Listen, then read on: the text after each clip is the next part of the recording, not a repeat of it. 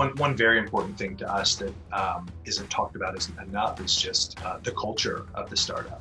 Building a team, a leadership team, and the team surrounding them that has a really strong set of values that operate completely transparently, and leadership teams that have built a diverse culture. A lot of the things that we believe at J.P. Morgan: facing facts, addressing your mistakes, building diverse teams, being inclusive. For us, those are foundational. We're looking for that as much as history of success and passion and adoption and all of that.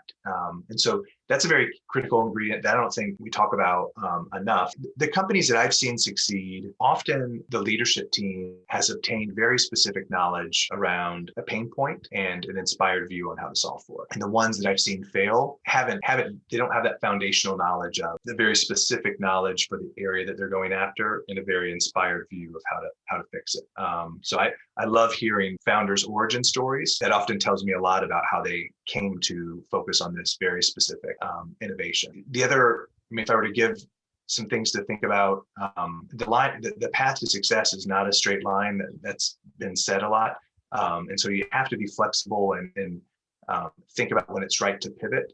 But I would encourage early stage founders to also have the leadership courage and the conviction. If they've done the work, to have some conviction to see their kind of original premise through.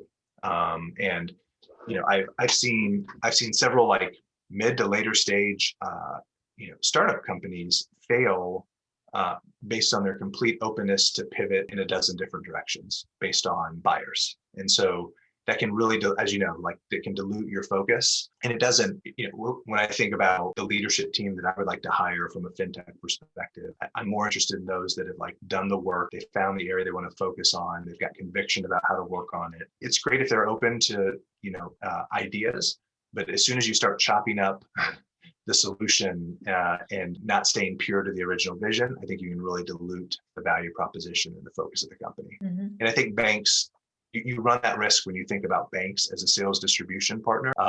Just be careful to make sure that the bank's view of how to leverage the fintech doesn't completely break what you're trying to build.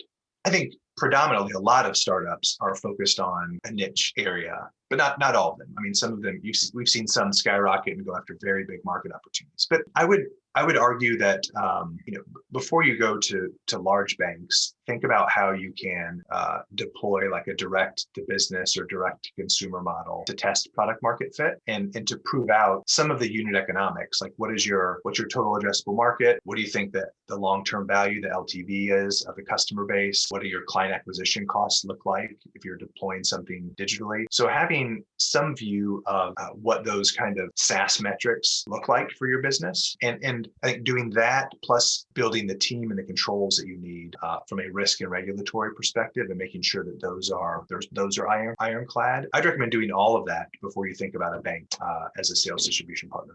Especially larger banks. There are, I think, regional banks would be another option to explore, but you need to think about how you could perform a light integration or referral model integration with those banks versus a deep integration, which could, they're large efforts for both the bank and for the fintech.